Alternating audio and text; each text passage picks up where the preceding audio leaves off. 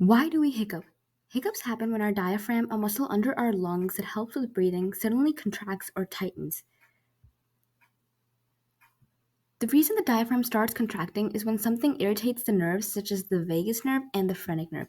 Now, the vagus nerve is a long nerve that runs from your brain down to your chest and abdomen. It helps control many important functions like your heart rate, digestion, and speech.